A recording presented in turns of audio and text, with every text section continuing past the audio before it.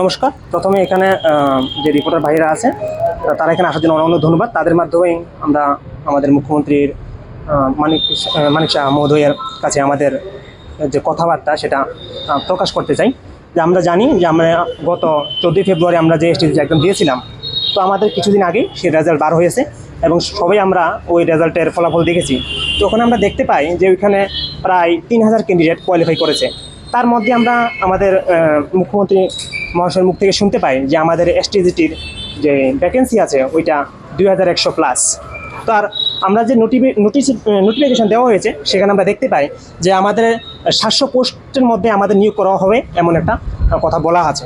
তো আমাদের দাবি এটাই যে আমরা যে যুবকরা আছি বা বেকাররা আছি, যেহেতু এখানে 2100 প্লাস পোস্ট আছে, তাহলে কেনই বা শুধুমাত্র 700 পোস্টই নিয়োগ করা হবে? বাকিগুলা যে শূন্যপদ আছে ওইগুলো কেন নিয়োগ করা হবে না? তো কারণ আমরা জানি যে 2022-এ আমরা দেখেছিলাম যে অনেকগুলো পোস্ট ওইখানে ছিল, কিন্তু ওই বছর কোনো টিচার নিয়োগ করা হয়নি। কিন্তু তারপরও আজকে 2026-এ ওইখানে শুধুমাত্র 2100 প্লাস ভ্যাকেন্সি আছে, ওই বাকি ভ্যাকেন্সিগুলো বিলুপ্ত হয়ে গেছে।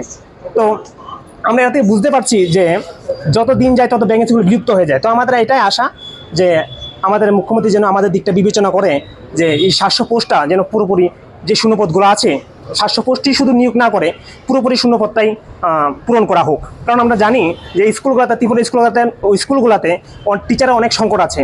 কারণ আজকে যে 700 স্টুডেন্ট পাবে, যদি আগামী দিনে স্যার আমাদের 2100 প্লাস পোস্ট যে শূন্যপদ আছে সবটাই পূরণ করে, তাহলে হয়তো বা এখানে যতগুলো স্কুল আছে সবগুলোই মোটামুটি একটা শিক্ষকের যে সমস্যা সেটা দূর হবে। কারণ শিক্ষকের সমস্যা দূর হলে সেই স্কুলগুলোর টিচারের ভ্যাকেন্সি শূন্যপদগুলো দূর হলে সেই স্কুলগুলো ভালো করে চলবে, সেখানে স্টুডেন্টরা ভালো করে পড়তে পারবে। আমরা যে দেখেছি আরও যে দিনকে দিন আমাদের যে সরকারি বিদ্যালয়গুলো আছে ওইখান থেকে স্টুডেন্টগুলা বেরিয়ে যাচ্ছে, তাদেরকে প্রাইভেট স্কুলে দেওয়া হচ্ছে শুধুমাত্র টিচার নেই বলে। যদি আগামীতে এই শূন্যপদগুলো পূরণ করা হয় তাহলে হয়তো বা তারা মান অনুযায়ী শিক্ষক পাবেন এবং তারা আবার স্কুলগুলোতে ফিরে আসবেন এবং যারা গরিব পরিবার আছে তারা তাদের বাচ্চাদের ভালোভাবে ওই গভর্নমেন্ট স্কুলে পড়াতে পারবে। নমস্কার। আমরা 2026-এ কোয়ালিফাইড মার্কস পেয়ে পাশ করেছি, কিন্তু স্যার আমরা আমাদের সিএম স্যারের কাছে এবং আমরা এডুকেশন ডিপার্টমেন্টের কাছে এই প্রত্যাশায় এসেছি যে আমাদের পোস্ট ইনক্রিজ করা হোক, যার জন্য আমরা আজকে চাকরি প্রার্থী হয়েও পাচ্ছি না। কারণ আমাদের সিট ওরা আমাদেরকে বলেছে যে ফর্মের মধ্যে আমাদের ছিল 700, কিন্তু মাননীয় মুখ্যমন্ত্রী মহোদয় আমাদের মহাকরণের মধ্যে যখন উনি বলেছিলেন প্রেস কনফারেন্সে, তখন বলেছে 2100 পদ আছে। কিন্তু দেখা যাচ্ছে যে আমরা 700 পদে মাত্র চাকরি পেতে যাচ্ছি, কিন্তু আমরা পাশ করেছি স্যার 3000 মানুষ। যার জন্য আমরা আজকে ভালো একটা কোয়ালিফাইড নাম্বার পাওয়ার পরেও 75 পেলে মানুষ পাশ করে যায়, কিন্তু আমরা 90 আছি, 85 আছি, 91 আছি, 92, 3, 94 পেয়েও কেউ আমরা আজকে চাকরির প্রত্যাশী নই। কারণ আমরা 700 পোস্ট, যার কারণে এইদিকেই ভ্যাকেন্সি চলে যাচ্ছে। আর এর মধ্যে আমরা দেখতে পাচ্ছি যে এসসিরাও চলে আসছে আমাদের মেরিট লিস্টের মধ্যে। যেদিকে জেনারেল স্টুডেন্ট 360 বা 70 চাকরি পাবে, ওই মেরিটের মধ্যেও আমরা SC/ST স্টুডেন্ট চলে যাচ্ছে। দেখা যাচ্ছে স্যার আমরা জেনারেল না খেয়ে মরছি, এরকমই দেখা যাচ্ছে। আমরা আর কী করবো, আর আমাদের মা বাবার হাতে কিছু ছিল না। তারপর আমাদের কেউ হয়তো বা লোন নিয়ে পড়াশোনা করেছি, বিএড করে কমপ্লিট করেছি। সবাই তো আর SC/ST না যে আমরা স্টাইপেন্ড পেয়ে করে নেব। যার কারণে আমরা আমাদের মা বাবারা লোন নিয়ে পড়িয়েছে, কেউ হয়তো বা কারোর জমিন বন্ধক দিয়ে পড়িয়েছে। কিন্তু আমরা আজকে পাশ করেও 2022-এও পাশ করেছি, কিন্তু পাইনি।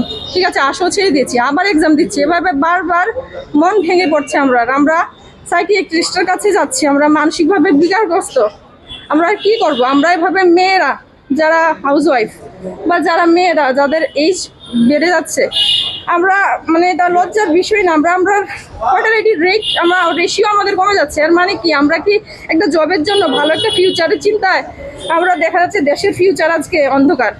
হ্যাঁ, আপনারা কিছু করেন স্যার। মুখ্যমন্ত্রী মহোদয়ের কাছে বিনম্র আবেদন স্যার, আমরা আমাদের পোস্টগুলি বাড়ান স্যার। আমরা খেয়ে বাঁচি, আমরা খেটে খাওয়া পরিবারের এই ছেলে মেয়েরা, এদিকে কোনো বড় ঘর থেকে আমরা আসিনি। আমাদের জন্য কিছু করেন স্যার। আপনারা সবাইয়ের কাছেই, শুধু মাননীয় মুখ্যমন্ত্রী মহোদয় না স্যার, সব আমরা বিভিন্ন ডিস্ট্রিক্ট থেকে, আমরা 8টা ডিস্ট্রিক্ট থেকে এসেছি আজকে স্যার। কিন্তু আমরা আজকে হাজারে আছি, কিন্তু হাজারে আসতে পারিনি। বিষয়টা একদম খুবই খারাপ দেখায়। কারণ হাজারে যখন চলে আসি আমরা, তখন এটা হয়তো বা কিছু মানুষ আমরা এটাই দেখাবো যে যে আমরা ওই দেখো বেকারদেরকে চাকরি দিচ্ছে না, এর জন্য আমরা এটাও চিন্তা করছি, যার জন্য আমরা কি করেছি প্রত্যেকটা ডিস্ট্রিক্ট থেকে 2 জন করে এসেছি যে না ওইটা বেশি মানুষটা খারাপ দেখায়, আমরা অল্পই চলে যাই। হ্যাঁ, গিয়ে আমরা আমাদের কথাটা রাখি, ওদের পক্ষ থেকে তো বলছি। স্যার আমাদের এইটাই আবেদন। আমাদের স্যার আমাদের এডুকেশন ডিপার্টমেন্ট বলেছে যে আমাদের কথাটা রেখেছে, ওরা আমাদের কষ্টের কথা বুঝেছে। তো আমাদের উচ্চপদস্থ কর্মচারীরা বলেছে যে আমরা তোমাদের কথা রাখবো, যে জায়গায় রাখার কথা সেটা রাখবো, কিন্তু তোমরা আমাদের উপরেই পুরো দায়িত্ব না। হ্যাঁ, আমরাই শুধু তোমাদের জব দিয়ে ফেলতে পারবো এরকম কোনো কথা নেই। আমরা বুঝতে পারছি তোমরা ওভারিজ হয়ে যাচ্ছ, হ্যাঁ তোমাদের বয়স বেড়ে যাচ্ছে, যার কারণে তোমরা এই মানে আজকে সব কিছু হারাতে বসছো, মানে পড়াশোনা করেও কোয়ালিফাইড স্টুডেন্ট হয়েও ক্যাপাবল হয়েও আমরা পিছিয়ে। হ্যাঁ, আর বেশি বয়স হয়তো বা নেই, আমরা ওভারিজ হতে চলছি।